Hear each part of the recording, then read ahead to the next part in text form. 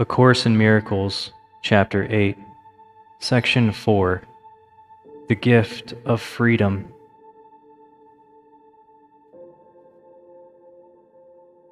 If God's will for you is complete peace and joy, unless you experience only this, you must be refusing to acknowledge His will. His will does not vacillate, being changeless forever. When you are not at peace, it can only be because you do not believe you are in Him. Yet He is all in all. His peace is complete, and you must be included in it. His laws govern you because they govern everything. You cannot exempt yourself from His laws, although you can disobey them. Yet if you do, and only if you do, you will feel lonely and helpless because you are denying yourself everything.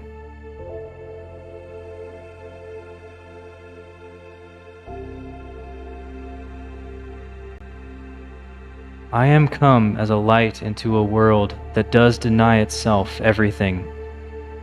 It does this simply by dissociating itself from everything. It is therefore an illusion of isolation, maintained by fear of the same loneliness that is its illusion. I said that I am with you always, even unto the end of the world. That is why I am the light of the world. If I am with you in the loneliness of the world, the loneliness is gone. You cannot maintain the illusion of loneliness if you are not alone. My purpose, then, is still to overcome the world. I do not attack it, but my light must dispel it because of what it is. Light does not attack darkness, but it does shine it away. If my light goes with you everywhere, you shine it away with me. The light becomes ours, and you cannot abide in darkness any more than darkness can abide wherever you go. The remembrance of me is the remembrance of yourself and of Him who sent me to you.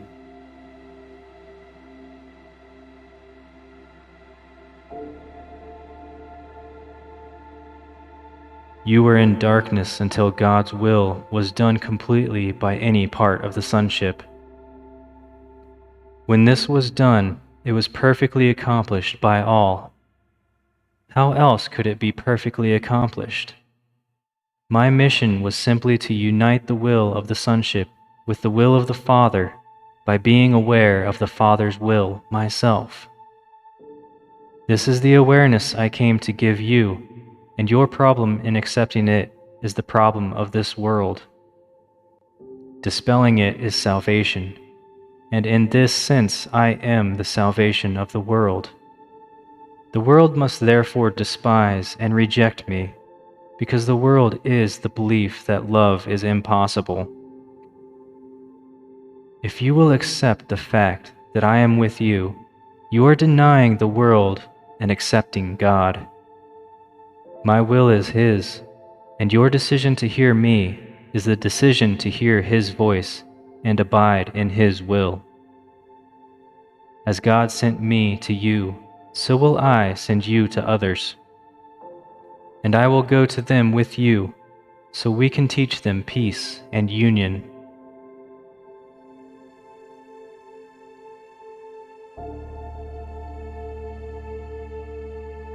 Do you not think the world needs peace as much as you do? Do you not want to give it to the world as much as you want to receive it? For unless you do, you will not receive it. If you want to have it of me, you must give it. Healing does not come from anyone else. You must accept guidance from within. The guidance must be what you want, or it will be meaningless to you. That is why healing is a collaborative venture. I can tell you what to do, but you must collaborate by believing that I know what you should do. Only then will your mind choose to follow me. Without this choice, you could not be healed because you would have decided against healing, and this rejection of my decision for you makes healing impossible.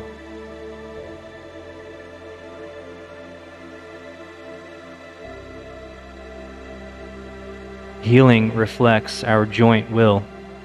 This is obvious when you consider what healing is for. Healing is the way in which the separation is overcome.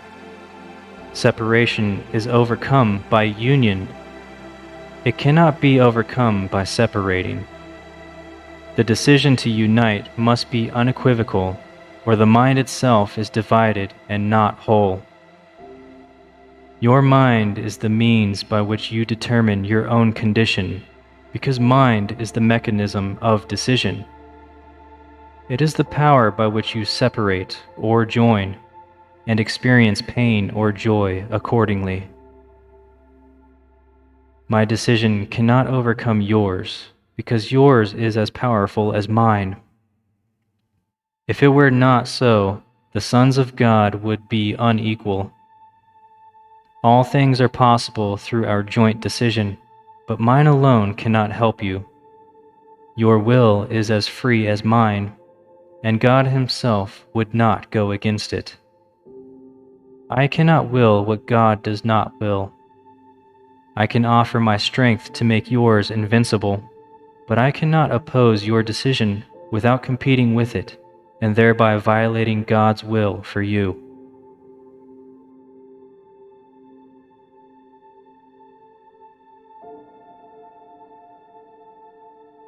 Nothing God created can oppose your decision, as nothing God created can oppose His will. God gave your will its power, which I can only acknowledge in honor of His. If you want to be like me, I will help you, knowing that we are alike. If you want to be different, I will wait until you change your mind. I can teach you, but only you can choose to listen to my teaching. How else can it be if God's kingdom is freedom? Freedom cannot be learned by tyranny of any kind, and the perfect equality of all God's sons cannot be recognized through the dominion of one mind over another. God's sons are equal in will, all being the will of their Father. This is the only lesson I came to teach.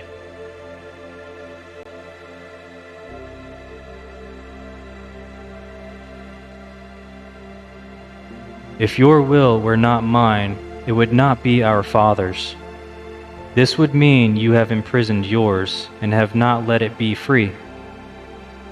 Of yourself you can do nothing, because of yourself you are nothing.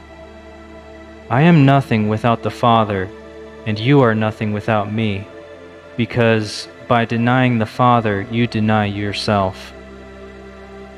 I will always remember you, and in my remembrance of you lies your remembrance of yourself.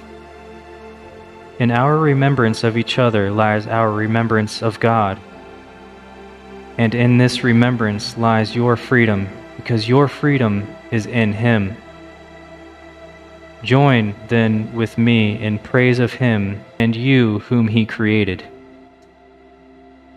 This is our gift of gratitude to Him, which He will share with all His creations, to whom He gives equally whatever is acceptable to Him. Because it is acceptable to Him, it is the gift of freedom, which is His will for all His sons. By offering freedom, you will be free.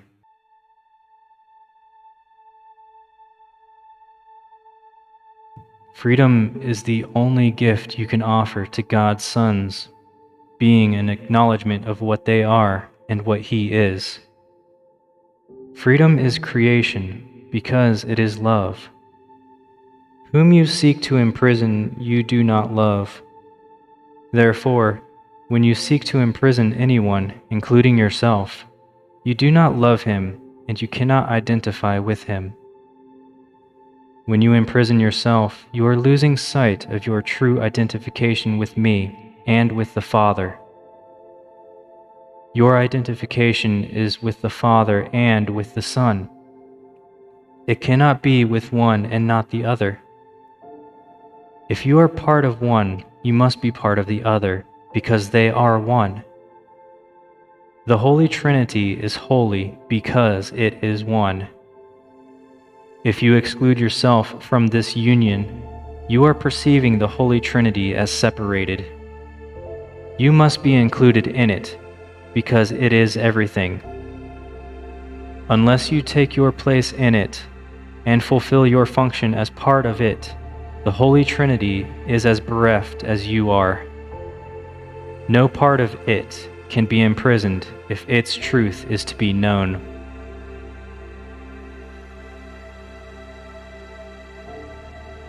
This concludes Section 4.